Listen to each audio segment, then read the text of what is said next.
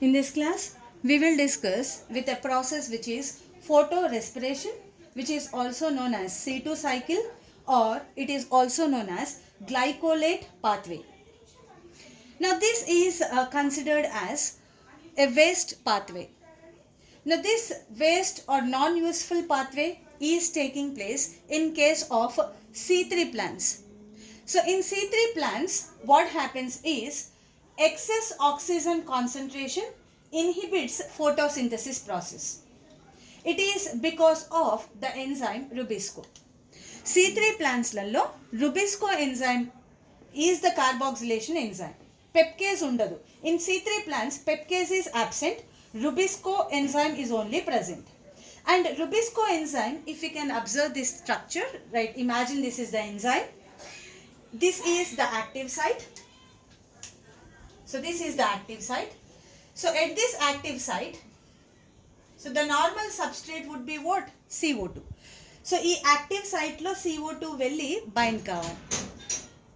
Right, but what happens is when oxygen, imagine oxygen concentration is high, in that case, since oxygen can also fit into this active site, so instead of CO2, oxygen goes and binds to the active site of the rubisco.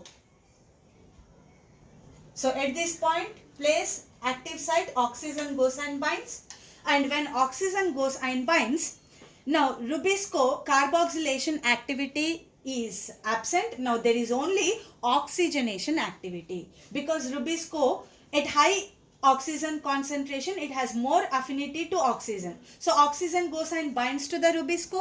So what happens is now there is only oxygenation takes place, and thus a waste process, photorespiration, takes place. So that means what? There is a competitive inhibition which is taking place here. So oxygen ki CO2 ki oka competition jarugutundi. ఒకవేళ ఎక్కువ CO2 ఉంటే CO2 concentration is more, then CO2 will go and bind to the binding site of the rubisco and photosynthesis takes place.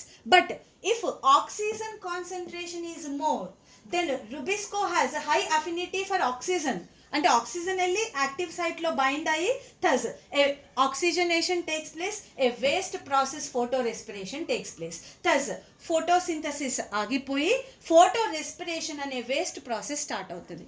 So this is found in C3 plants where excess oxygen inhibits photosynthesis and a waste process photorespiration takes place, and this effect is also known as Warburg effect. Now what is Warburg effect is? Warburg is the scientist who identified that. So in C3 plants, excess oxygen inhibits the photosynthesis because of the waste process photorespiration. That is why this effect is known as Warburg effect. Now let's see how this process takes place. So photorespiration, if you can observe here, so imagine this is the cell, right, and these are the organelles: chloroplast, peroxisome, mitochondria. So between these three organelles, this photorespiration pathway takes place. So right, let's see the steps which are taking place in this photorespiration. Now first set of reactions are in the chloroplast. Now let's see what is happening in the chloroplast. In the chloroplast, the two molecules of RUBP, so because there is high oxygen concentration, so rubisco carboxylation activity is absent now, oxygenation activity is present. So I have written in this manner, rubiso and oxygenation activity undi. Ribulose 1,5-bisphosphate oxygenase, because carboxylase activity లేదు ఇప్పుడు. So rubiso is helping in oxidation. So oxygen combines with RUBP in the presence of enzyme rubiso and to produce 2 molecules of phosphoglyceric acid and 2 molecules of phosphoglycolate. So this is the first step. 2 RUBP molecules combines with 2 oxygen molecules in the presence of this enzyme rubiso to produce 2 molecules of phosphoglyceric acid and 2 molecules of phosphoglycolate. So this reaction is taking place in the chloroplast. So ikkada nunchi start ayindi reaction. Now PGA ni side ki petteseyandi, focus only on the phosphoglycolate. So the two molecules of phosphoglycolate undergoes dephosphorylation process. During this, two phosphates are released from each phosphoglycolate, and what is formed is two molecules of glycolate. So since glycolate is a 2-carbon molecule, that is why this photorespiration pathway is also known as C2 cycle antam. Endukante glycolate is a 2-carbon molecule. Since glycolate is formed, that pathway is also known as glycolate pathway and kuda antam. Now these two molecules of glycolate are transported to the peroxisome. So this is a next organelle, if you can observe. So ikkada two molecules of glycolate undergoes oxidation. They combine with oxygen to form two molecules of glyoxylate and two molecules of hydrogen peroxide. So rendu glyoxylates form ayinayi. Now these two glyoxylates undergo a transamination process. Amino add avutadi, and what is formed is two molecules of glycine is formed. So this is the first amino acid which is formed in the peroxisome. So manam photorespiration lo observe cheste ippudu first form aina amino acid glycine ikkada. So two molecules of glycine is formed. Now this glycine enters into the next organelle, which is mitochondria. Here the two molecules of glycine are undergoing deamination. Oka amino group velipotadi, and it is undergoing oxidative decarboxylation, removal of hydrogen. See, rendu molecules of glycine removing one amino group, one CO2, and also removing hydrogen. So removal of hydrogen is oxidation. So e hydrogens they have taken by NAD plus to form NADH. So the released hydrogens from glycine are taken by NAD plus to convert into NADH. So this step is oxidative decarboxylation. Rendu molecules of glycine hydrogens ni తీసేసినాయి కాబట్టి oxidation, CO2 ని తీసేసినాయి కాబట్టి decarboxylation. So oxidative decarboxylation జరుగుతుంది, and at the same time you can see one amino group is also released. So after this process, one molecule of serine is formed. రెండు గ్లైసిన్లు నుంచి ఒక serene form అయింది. So serene is the second type of amino acid which is formed in this mitochondria. Now right, now what is happening here is serine is transported to the peroxisome. Malli serine back peroxisome ki transport ayindi. There in the peroxisome organelle it is undergoing deamination. Amino group removal ayindi, and serine after removing amino group it converted into hydroxypyruvate. Now hydroxypyruvate is undergoing reduction process.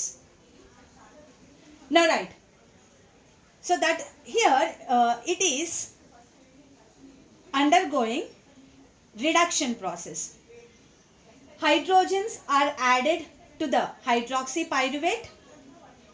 Who is donor of this hydrogen is NADH. After giving hydrogens, NADH converted into NAD+. So after accepting hydrogen, hydroxypyruvate underwent reduction to form glycerate. Now glycerate is transported to the chloroplast. Glycerate ఇప్పుడు ఎక్కడికి వెళ్ళిపోయిందంటే మళ్ళీ back క్లోరోప్లాస్ట్కి వెళ్ళింది. Now glycerate is undergoing phosphorylation. Who is giving this phosphate? ATP is donating its phosphate to glycerate. After taking phosphate, glycerate is converted into phosphoglyceric acid. Now phosphoglyceric acid and the unused 2-phosphoglyceric acid. So this phosphoglyceric acid and this phosphoglyceric acid, they enter into the Calvin cycle, PCR cycle. There after that PCR cycle they regenerate what? RUBP. So this is a pathway. Nana, what you have to remember is only you need not remember this total pathway because it's not mentioned in our textbook. Okay, but since you have to know where is this pathway taking place and what are the things which we can observe, so I have explained you this pathway, but you need not remember all the details of the reactions taking place in the photorespiration pathway. That is one important thing. So right, ఇక్కడ మీరు గుర్తు పెట్టుకోవాల్సినవి, one first thing, photorespiration takes place in three types of organelles: chloroplast, peroxisome, mitochondria. First thing. Second important thing which you have to remember is the RUBP is undergoing oxidation in the presence of rubis oxygenation to produce phosphoglycolate, phosphoglyceric acid. Right? Phosphoglycolate converts into glycolate, which is a 2-carbon molecule. That is why this pathway is also known as glycolate pathway or C2 cycle. So this is why first important thing you have to remember.